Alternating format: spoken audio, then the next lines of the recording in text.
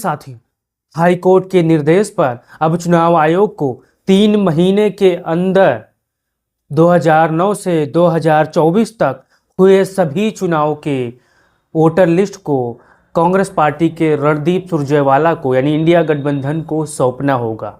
अब साथियों, आप खबर सुनकर चौंक जाएंगे।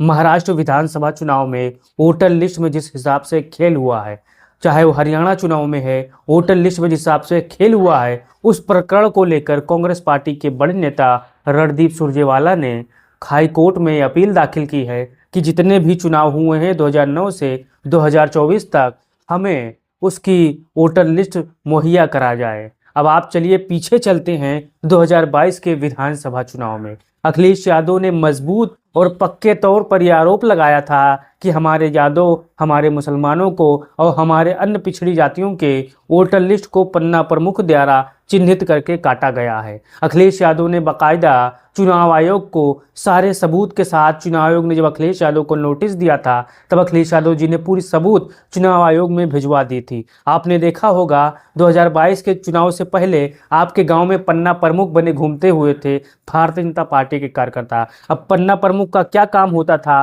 पन्ना प्रमुख का एक प्रमुख काम होता था, मैं आपको बता दूं, जैसे आपके गांव में मान के चलिए 200 वोट हैं, अब 100 वोट यहाँ पर सपा का है, 50 वोट भाजपा का है और 50 वोट यहाँ पर अन्य पार्टी का है। तो आप अंदाजा लगाइए भारतीय जनता पार्टी पन्ना प्रमुखों द्वारा क्या ख्याल करती है। आप अगर आपके घर में 10 वोट हैं, आप सपा को वोट देने वाले हो, तो 10 में से आपको 4 वोट वहां पर कंफर्म काटे हुए मिलेंगे। मैक्सिमम तो 2 वोट ही डालने को मिलेंगे, बाकी 4 वोट को आपको कटा महसूस होगा। सारा खेल पन्ना प्रमुख के माध्यम से 2022 के चुनाव से पहले हुआ था। अखिलेश यादव ने पूरा सबूत चुनाव आयोग को सौंपा था, लेकिन आज तक एक भी परिंदा वहां पर हटाया नहीं गया, एक भी चुनाव आयोग का प्रमुख हटाया नहीं गया। अब यही चीज को लेकर चुनाव आयोग ने 3 महीने का समय मांगा है कि आप 3 महीने का समय दे, मामला पुराना है, टाइम लग सकता है। अब देश के जाने माने पत्रकार जो कि अशोक वानखड़े हैं, इसको लेकर बहुत ही बड़ी बात कही है। आप जाकर उनका वीडियो भी देख सकते हैं,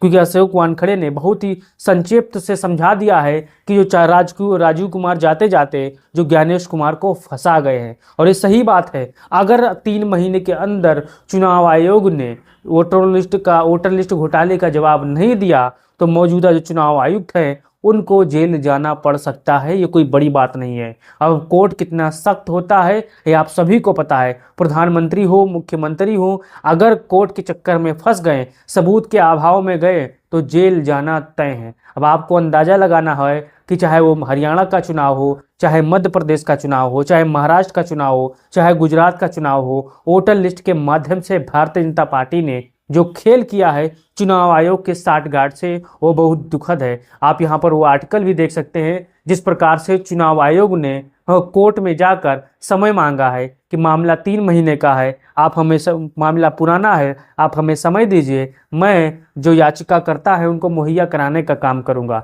चुनाव आयोग के पास सब कुछ होता है, एक क्लिक में फटाफट 5 दिन के अंदर हर चीज़ निकाल सका जा सकता है, लेकिन चुनाव आयोग बहाना बना रहा है कि सारे के सारे मसला को दबा दिया जाए, आका को फ़ोन लगाया जाए, इस बात को ढीला कर दिया जाए। अब आपका इस प्रकरण को लेकर क्या ख्याल है? अगर चुनाव आयोग सच में वोटर लिस्ट मुहैया नहीं करा पाया तो मान के चलिए, चाहे वो पूर्व चुनाव आयुक्त राजीव कुमार हो, चाहे मौजूदा चुनाव आयुक्त ज्ञानेश कुमार हो, ये जेल जरूर जाएंगे, क्योंकि इन्होंने घोटाला किया है, जनता के वोटों का घोटाला किया है, जनता के उन जो मजबूत फैसले होते हैं उनमें छेड़छाड़ की है। अब आपको अपना राय देना है। अगर ये खबर आप तक पहुंच रही है तो आप कहां से देख रहे हो, अपना राय देना है और वीडियो को अपने तमाम साथियों तक भेजना है। जय हिंद, जय भारत, जय समाजवाद।